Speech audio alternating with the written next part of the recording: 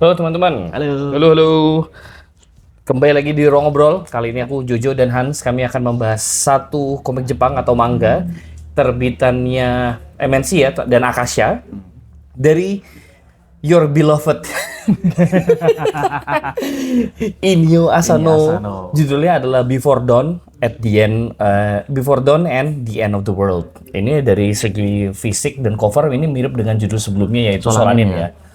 Ya biasalah view-nya langit-langit gimana gitu. Langit gimana gitu sore ya tapi ya. Ya. Solanin kan siang ya. Tuh, Solanin itu siang. Cuma kali ini judulnya adalah Before Dawn sebelum Oh ya, Fajar. Fajar ya. Sebelum Fajar. Nah, berarti ini ada langit-langit subuh. Langit Fajar, langit Fajar gitu. Nah, hanya karena dia tampilannya mirip dengan komik Solanin, ini tidak kayak Solanin yang cerita utuh jauh. ya. Bisa dibilang jauh. Iya, ini kumpulan cerita. Kumpulan cerita. Kumpulan cerita. Dan ceritanya emang masing-masing chapter itu emang beda-beda.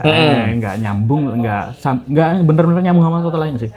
Tapi mungkin aku ngerasa kayak ada beberapa yang mungkin bisa nyambung karena ada karakter yang entah memang sama atau mirip. Iya. Ini tuh total loh teman-teman. Kompilasinya itu ada 1, 2, 3, 6, 7, 8, 9, 10, 11, 12, 13.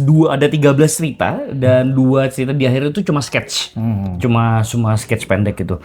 Nah, seperti yang Hans bilang tadi, ini tuh nggak ada istilahnya keterkaitan antar cerita karena ini memang kumpulan cerita. Nah, dan ceritanya juga ya cuma itu ya Hans ya, cuma kumpulan cerita soal kehidupan hari-hari yang mundane, yang menjemukkan ya. Cukup manden dan ya mungkin ada beberapa yang apa ya, ada nilainya gitu. Tapi tetap aku ngerasa itu juga manden juga sih secara topik yang dibawa per ceritanya. Karena memang nilainya itu baru muncul ketika ada aku jelasin aja langsung. Ada satu cerita kebagi 3 mungkin bisa bilang ya. Ada yang kebagi 3 part dan itu mungkin nilainya tuh baru kerasa setelah ketiganya setelah saya dibaca. Sementara kalau pas baru baca satu-satu ya, ini cuman manden aja gitu, nggak ada maknanya, nggak ada isinya. Bukan nggak ada maknanya. Kita tuh tadi sebelum take ini tuh ngobrol-ngobrol kan soal komik ini, apa yang kita rasakan dan apa yang kita maknai, dan kita ternyata merasakan beberapa hal dan memaknai hal-hal tertentu juga yang nanti akan kita bahas lah ya teman-teman ya. Nah, ceritanya itu juga ceritanya itu memang soal kehidupan sehari-hari. Nah, kehidupan sehari-hari itu juga tidak kemudian pembabakan cerita itu nggak kayak kemudian pembabakan cerita yang konvensional ya. Ya kan. Ya ini lempeng aja kehidupan sehari-hari, dan kehidupan sehari-hari itu ya betul-betul slice of life yang menjemukan aja. Misalnya yang pertama judulnya itu, sebentar aku buka dulu ya, judulnya itu Before Dawn yang pertama. Yang Before Dawn, yang Before Dawn itu nggak salah yang alien-alienan bukan ya? Before Dawn tuh ya kayaknya ada deh. Nah, itu soalnya memang ini serandom itu ceritanya untuk yang pertama ya. Karena memang apa istilahnya menunjukkan kejadian-kejadian yang terjadi sebelum Fajar ya, sesuai judulnya aja. Jadi untuk cerita yang pertama tuh Before Dawn sesuai judul covernya ya, itu bener-bener literal aja gitu. Literal. Nah, untuk cerita pertama, sekumpulan ceritanya itu memang ya mungkin bisa dibilang agak absurd. Seabsurd itu juga. Agak seabsurd itu. Meskipun absurd pun aku masih bisa bilang ini bisa beneran kejadian di dunia nyata.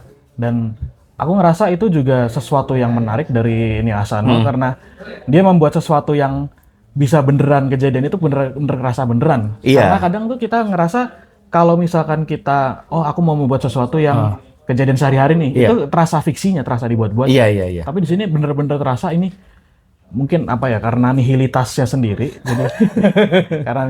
Jadi jadi di situ tuh kayak ini bener-bener sesuatu yang terjadi, mungkin malah pengalaman autornya sendiri di pagi hari gitu sebelum subuh. Dan sudut pandang itu sebenarnya menurutku, bagiku pribadi itu menarik juga gitu, karena kita tahu di kota besar itu tuh selalu banyak yang terjadi 24 jam. 24 jam itu banyak kejadian.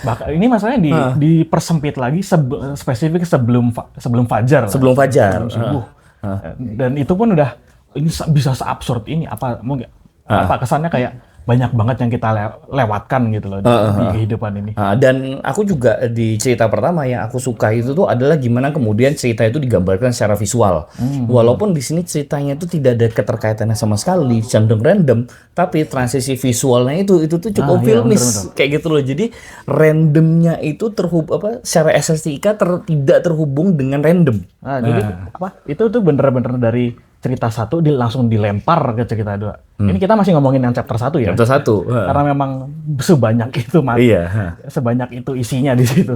Dan tadi yang sebelumnya Han bilang di satu cerita itu ada yang terbagi menjadi tiga bagian. Menurutku pribadi ya teman-teman dan juga Hans, ini menurutku salah satu potongan cerita yang aku tuh nanti ujungnya kemana. Aku merasa gitu. Kamu merasa itu nggak? Iya, sama-sama. Ngerasa karena memang kita di awal tuh suka misteri gitu. Itu sesuatu yang tidak terjadi hampir di satu buku ini. Iya.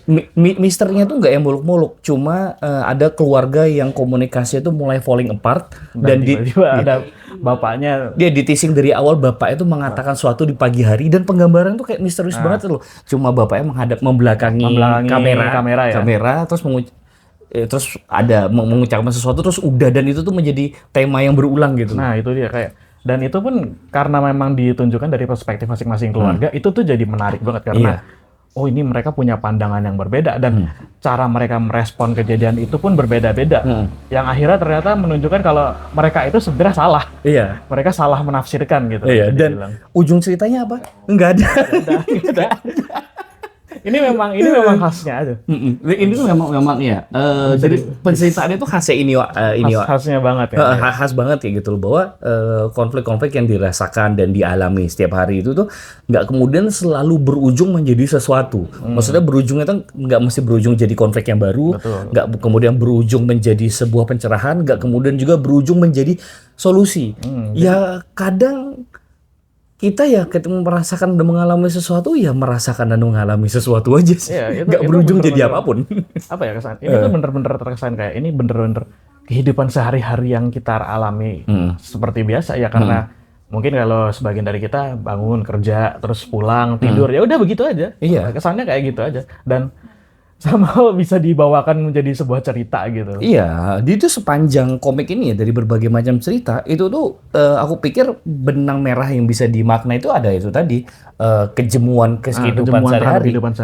Kehidupan sehari-hari kayak gitu loh. Ada yang hubungan kehidupan personal, ada yang karakternya dengan dirinya sendiri, ada yang karakter dengan pekerjaan dunianya, dengan interaksi orang lain. Orang lain, dan semua itu tidak kemudian berujung jadi apapun. Ya semuanya itu ya tidak. It's life. Begitulah hidup lah. Begitulah hidup gitu loh. Hidup tuh kadang di momen-momen tertentu kan nggak yang kemudian jadi solusi atau pencerahan kan. Dia jadi direfleksikan aja lah. Ya itu apa yang dia refleksikan dari cerita ke pembaca. Karena memang ketika aku membaca ini aku merasakannya itu, aku merasa tuh capek gitu loh. Iya. Bener-bener emang baca komik tuh Oh no. Oh nggak apa-apa, pegang aja. Iya, cuma gitu. Sepakat, aku juga sama seperti yang dirasakan Han. Kalau aku mau membandingkan sedikit ketika membaca Solanin, itu tuh berbeda pengalamannya. Ya, garis besarnya sama. Solanin itu juga ngomongin kejemuan kehidupan, rutinitas yang gitu-gitu aja, mirip-mirip kurang lebih. Cuma bedanya kalau ini karena dipotongan, intensitas kejemuan kehidupan tuh jadi lebih meningkat. Kayak kamu tuh pindah dari satu kejemuan hidup ke kejemuan yang lain, dan ketika kamu berpindah dari satu kejemuan yang lain itu tuh nggak ada penyelesaiannya gitu loh. Nah itu dia makanya ini bener-bener kayak kehidupan sehari-hari aja. Jadi kayak di satu chapter kita disuruh ngeliatin kehidupan orang lain, seberapa capeknya dia, dan kita juga somehow merasakan juga ada capeknya dia itu kayak gimana gitu. Dan langsung dibanting lagi dengan cerita orang lain lagi yang berbeda dengan capeknya dia sendiri. Ya itu tadi makanya kenapa aku baca ini, aduh capek banget jadinya ya. Refleksi kehidupannya itu bener-bener. Kalau mau dibilang yang dibahas berat, enggak, bener-bener nggak bisa dibilang berat sih. Lebih kayak apa ya? Karena mungkin kita semua ya, apalagi usia masuk produktif ya, seperti kami itu udah 25 tahun ke atas. itu udah ngerasain yang namanya kejemur hidup yang gitu-gitu aja kayak gitu ya kan. Ya, kehidupan yang repetitif ya. Kehidupan yang repetitif gitu. Jadi tuh disuruh nyobain kehidupan yang macem-macem. Kehidupan repetitif orang macem-macem gitu. kayak gitu. Jadi tuh kayak Jemu.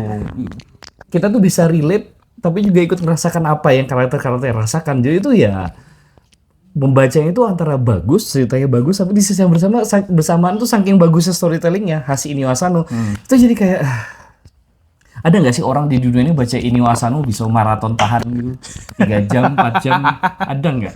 Nggak tahu sih.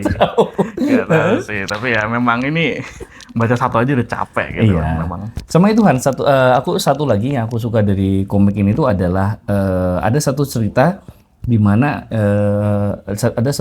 itu aku pikir cukup personal banget dari autornya. Nah, dan itu kan dia menceritakan soal kehidupan seorang mangaka ya. Seorang mangaka kayak gitu. Yeah. Itu menurutku paling relate sih karena sebenarnya topiknya itu betul-betul menggambarkan kita kehidupan sehari-hari gitu loh. Dimana kita tuh misalnya reuni ketemu teman lama. Ada sebagian keresahannya dia sendiri dan memang disampaikan tuh kelihatan kayak ini perspektifnya dia banget gitu loh.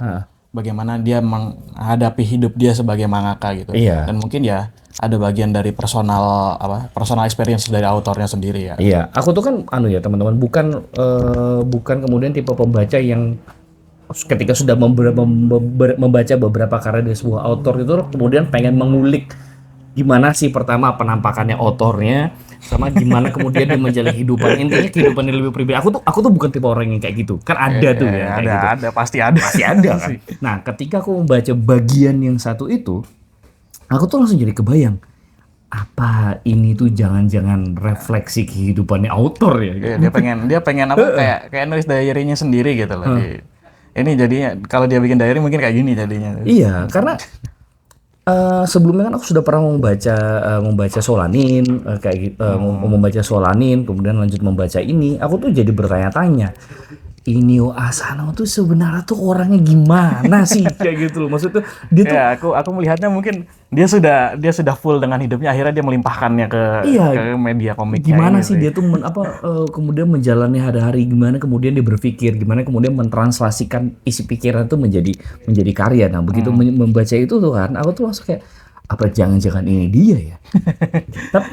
Tapi terlepas itu ternyata kita di komik ini tuh juga dapat suplemen itu adalah dari proses editorial. Ya, ada dia sharing wawancaranya ya. Dia sharing juga gimana masing-masing chapter ya, dari tiap chapternya itu bagaimana dia bisa ngebentuk chapter itu sendiri, karena salah satunya apa ya judulnya tuh Alfalfa atau apa gitu, kalau nggak salah nomor 3 atau 2 ya. Alfalfa yang ketiga. Alfalfa. Kalau nggak salah itu nama tanaman, tapi aku nggak ngerti relasinya apa sama ceritanya. Dia di situ cerita kalau ini dibuat karena dia pengen bikin background dan ternyata banyak yang suka, akhirnya dia lanjutin jadi komik. Iya. Jadi bukan dengan proses yang terlalu ribet atau gimana. Dia kepikiran aja akhirnya jadi komik gitu. Iya. Memang, tapi ya di sisi lain ada beberapa cerita yang memang dipikirkan bener-bener. Apa nih? Bukan berarti ya harus cerita setengah matang juga. Iya, enggak. Pada akhirnya dengan cerita yang seperti itu pun bisa jadi sebuah cerita gitu lah.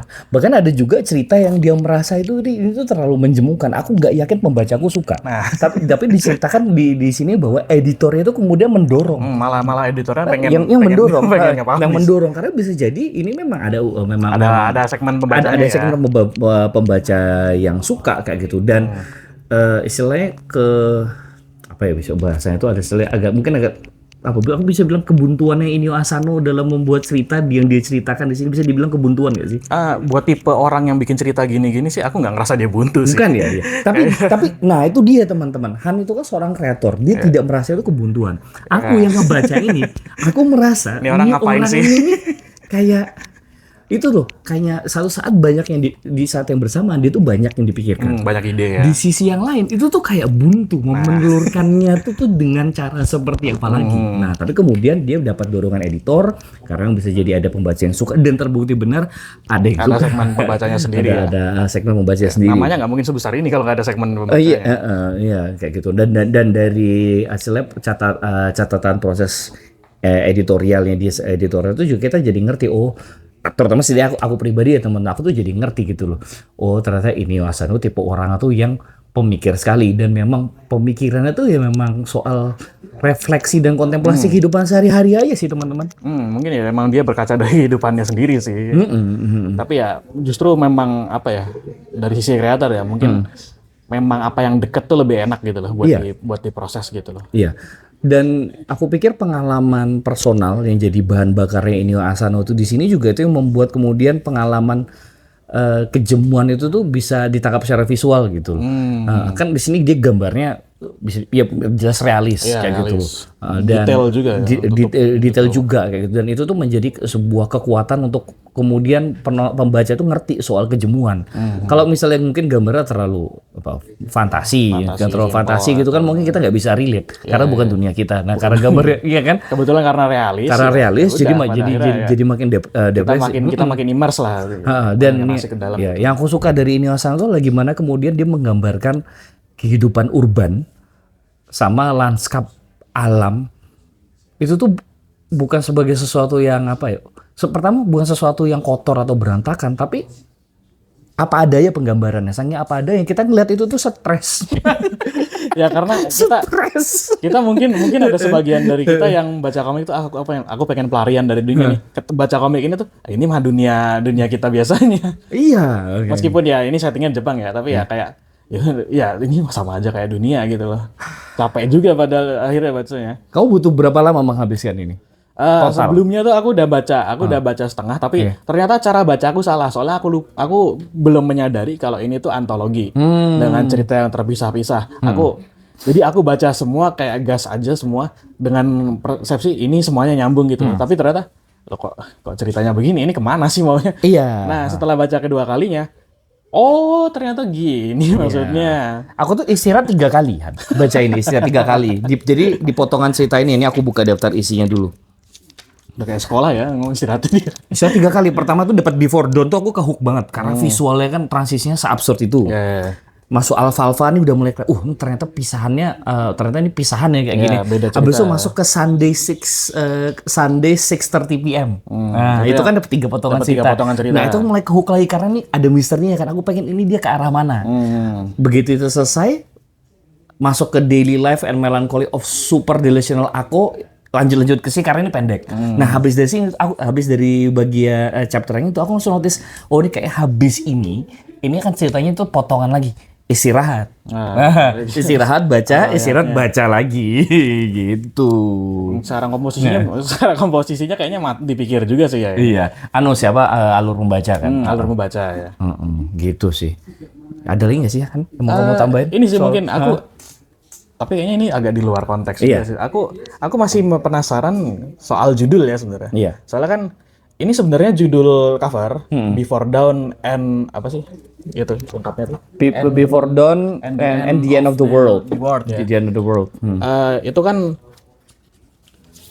setelah aku lihat versi Jepang ya ternyata komposisinya kebalik. Jadi oke. The End of the World-nya itu duluan. Sekai no Owari. Ntar aku bacain ya, ada judulnya kok. Ada judul Jepangnya ya? Ya ini judul Jepangnya teman-teman. Sekai no Owari to Yowakemae. Sekai no Owari to Yowakemae itu kan Before Dawn. Before Dawn. Tapi Sekai no Owari kan ya End of the World kan. Ya, End of the World. Itu kayak kalau di Jepangnya apakah chapternya juga kebalik atau gimana gitu? Iya. Ya tapi ini kan judul internasional ya, jadi kita nggak bisa tahu dari sisi editorialis ini kayak gimana. Cuman kalau dibalik pun kayaknya aneh sih, soalnya ada progresi terselubung mungkin aku bisa bilang. Iya.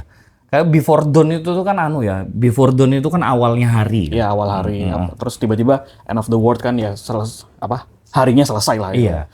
Nah, kalau aku sih menginterpretasikan gini Han. Jadi Before Dawn tuh menunjukkan bahwa sebelum subuh pun kehidupan dan kejemuan hidup itu sudah berlangsung dan terlepas kamu suka apa enggak, hidup tuh akan berlangsung terus. Dan itu tadi apa namanya? Ada di dunia yang luas ini ada berbagai hal yang mungkin kamu lewatkan gitu, tidak kamu rasakan, dan hal itu serandom itu akhirnya. Dan macam-macam cerita di Before Dawn itu seperti itu.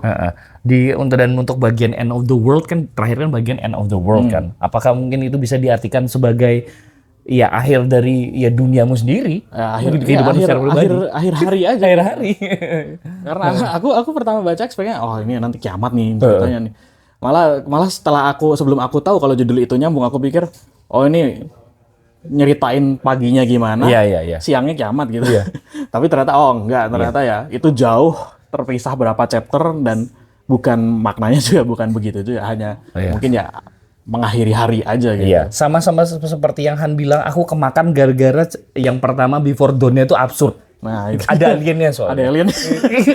Tapi emang seaneh itu kayak ini, tapi di satu sisi aku juga mikir ini mah beneran, ini pasti beneran kejadian anjir, beginian juga pasti ada gitu. Iya. Di satu belahan dunia yang kita tidak tahu ini ada, ini kejadian. Ternyata ya. Ternyata itu hanya kehidupan personal sehari-hari yang menjemukkan aja teman-teman. Bener. Gitu. Tag-nya menarik sih. Iya. Udah, itu aja paling ya teman-teman bahasan kami soal Before Dawn and the End of the World. Kalau mau ngobrol-ngobrol soal komik ini langsung aja di kolom komentar. Jangan lupa like, share, dan subscribe.